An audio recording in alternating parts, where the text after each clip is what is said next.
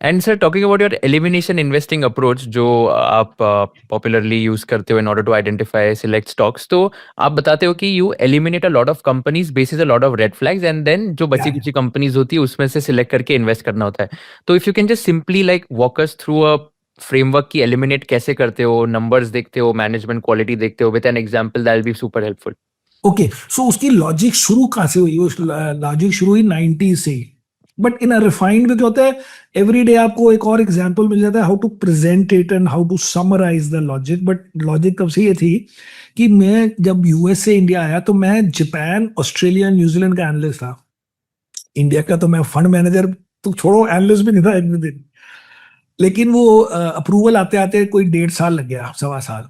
सो उस वक्त I was looking around कि जब अप्रूवल आएगी, जब हम अपना फंड लॉन्च करेंगे, then I will be the fund manager and the head CIO.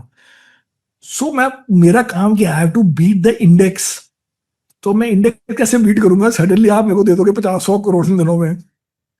तो फिर ड्यूरिंग दैट टाइम मैंने सोचा कि चलो इंडेक्स को स्टडी करेंगे। अब इंडेक्स को कैसे उसको संभालेंगे, कैसे इस इंडेक्स को जिसको बीट करना है। तो उस वक्त हमारा इंडेक्स होता था BSE 200। आजकल भी है वो इंडेक्स, लेकिन आजकल म्यूचुअल फंड बेंचमार्क 500 इंडेक्स हो गया, उस वक्त 200 था, BSE 200। तो 200 इंडेक्स के आप अगर कंस्टिट्यूएंट देखो उस वक्त के, तो आप कहोगे यार ये कंपनी तो बिल्कुल बकवास है, इस कंपनी को क्यों खरीदेंगे हम, ये करेंगे। तो ऐसे अगर हम 10 कंपनियां निकाल दें, तो अगर मैं 190 कंपनीज खरीद लूं, will I beat the index? मैं इंडेक्स ही ले रहा हूं, मुझे उस इंडेक्स को बीट करना है।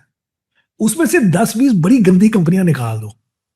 फिर हमने आगे जाके उसको रिफाइन किया कि अगर आप कहोगे ना मुझे इसकी लेवरेज नहीं पसंद, तो 10 कंपनियां लेवरेज से निकाल दो, 190 कंपनीज खरीद लो, यू आउट परफॉर्म, क्योंकि लेवरेज तो बड़ी गंदी की नहीं जाती है। लेकिन फिर किसी दिन क्या होगा, इंटरेस्ट रेट कट हो जाएगा, तो सबसे ज्यादा लेवर्ड कंपनियां सबसे ज्यादा बढ़ जाएंगी। तो फिर हमने कहा इसको डाइवर्सिफाई किया है कि 5-6 गंदे गंदे फैक्टर निकालो। क्या होते हैं फैक्टर गंदे? भाई स्टॉक बड़ा महंगा नहीं होना चाहिए। सेकंड, उसकी इंडस्ट्री बड़ी, उस वक्त होता था कि बड़ी क्लोज्ड इंडस्ट्री ना हो, जो which is competing, which is opening up. तो इसलिए नई कंपनियां आ रही हैं, पुरानी से मैनेज नहीं हो रहा। या आप कह दो उसकी नेक्स्ट 2 साल की ग्रोथ बड़ी कम है, बड़ी बोरिंग, जैसे आजकल आईटी की होती है कि 3-4% अर्निंग ग्रोथ होनी है। या आप कह दो कि हमें पता है कि उसके कॉर्पोरेट बड़ा गंदा है, 2-4 तो पता होते हैं, अखबार पढ़ के ही पता लग जाते हैं। तो आप हर फैक्टर पे खाली 4-4 कंपनियां निकाल दो। अब आपका 8 फैक्टर थे, आपने 32 कंपनियां निकाल दी। आपने ये नहीं करा कि सारी महंगी कंपनियां निकाल दी। आपने ये नहीं करा कि सारी लेवरेज कंपनियां निकाल दी। आपने एक एक, दो दो, तीन चार, डिपेंडिंग। अब 170 कंपनियां बच गई। अब मैं अगर 170 कंपनीज ले लूं, मैं will I beat the index every day और नॉट?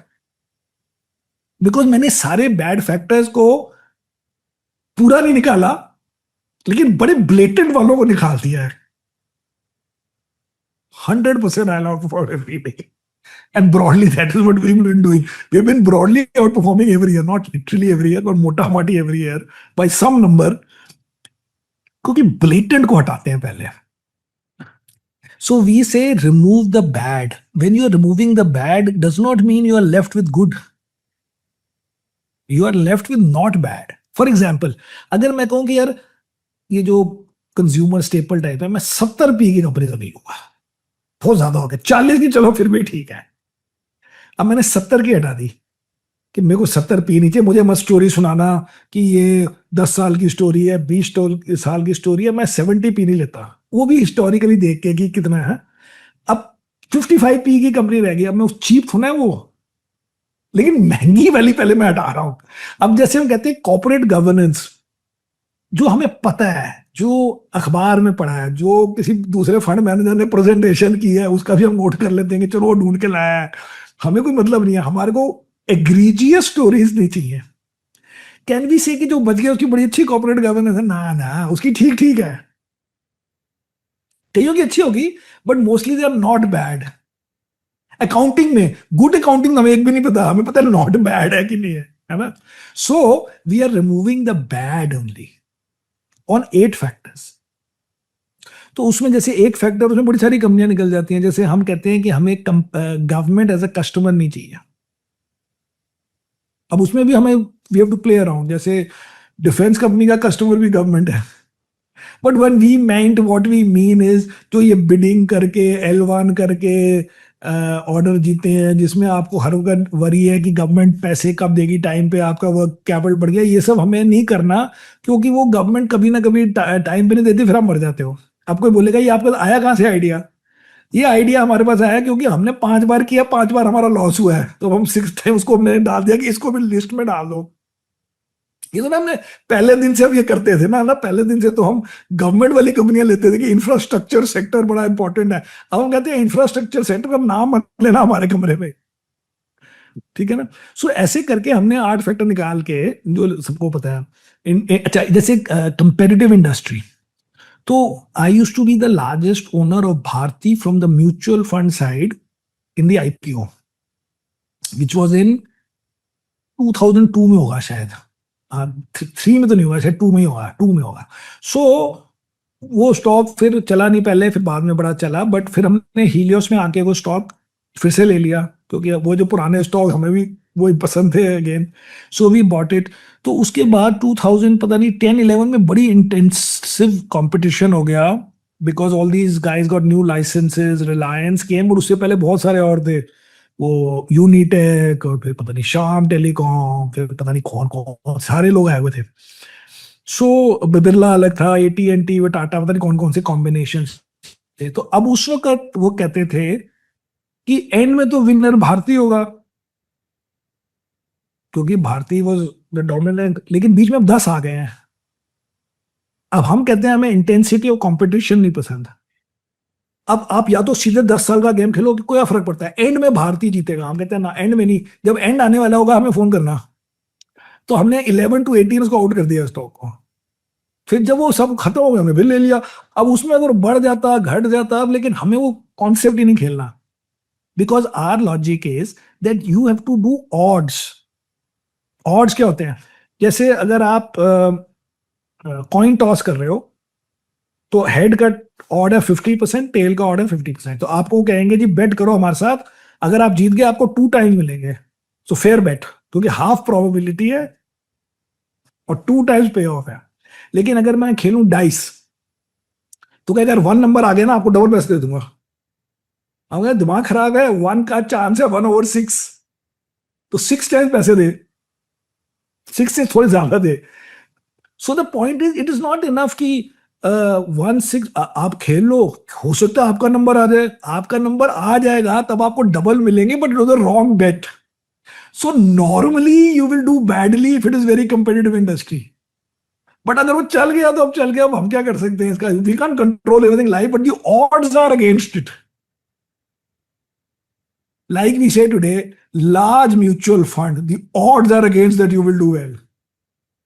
अब आप समझो मैं क्या कह रहा हूं। लेकिन if you do well, that is luck, उसका तो हम क्या कर सकते हैं, बट ऑड्स के हिसाब से there is 0 chance that you can outperform smaller guys who are equally smart. But anyway, so ये सारा गेम ऑड्स का है। तो ऑड्स के हिसाब से a competitive industry is not a good industry, a bad management is not a good investment, a bad valuation is not good, a bad history is not good, very low growth is not. But once in a while, for some other reason या random luck of that guy or whatever, it will do well. उस पर दुखी नहीं हो सकते इस point पे। चलो, आपने बताया कि स्टॉक महंगा नहीं होना चाहिए, तो कैसे आप डिसाइड करते हो कि स्टॉक महंगा नहीं है? क्योंकि हमारे पास तो प्राइस। जोमेटो भी है, क्योंकि हमारे पास तो हाँ। जोमेटो भी है। क्योंकि ये सब चीजें आपको अपने आप डिसाइड करनी है कि आप किस कॉन्टेक्स्ट में कर रहे हो इसको फ्री में। कोई आदमी कहेगा कि मैं इसको सीधे 3 साल आगे देख रहा हूं, कोई आदमी कहेगा कि मैं आज की अर्निंग देख रहा हूं। तो उसका हमने क्या किया हुआ है, when I was in alliance also that was the logic, and वो हमने कि the analyst has to explain it to the fund manager कि वो किस कॉन्टेक्स्ट में देख रहा है, and it's between the fund manager and the analyst, because there is no answer. ये पी से नहीं काम हो सकता। किसी कंपनी में, जैसे हमने पहले बहुत पहले वेस्ट लाइफ लिया था, which was McDonald India. It is मतलब it's not actually McDonald owned, but is a franchisee for McDonald for west and south. तो उसमें ना कोई प्रॉफिट है, अब तो थोड़ा कुछ हो गया, उसको तो कुछ भी नहीं था 2014, 15, 16 में। लेकिन अब आप मैकडोनल्ड के आपको राइट्स है, अब उसको कैसे वैल्यू करोगे?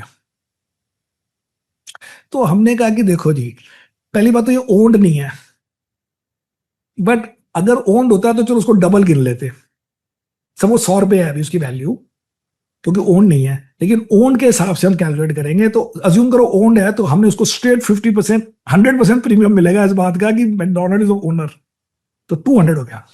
अब वो खाली हाफ कंट्री में है, क्योंकि नॉर्थ और ईस्ट में नहीं है, तो वो अगर होता तो 400 हो जाता। तो अगर मैकडोनल्ड इंडिया का आपको कहते हैं कि 400 मतलब 4 times what ever it was, आप खरीदोगे कि नहीं खरीदोगे, कैसे आप कैसे डिसाइड करोगे?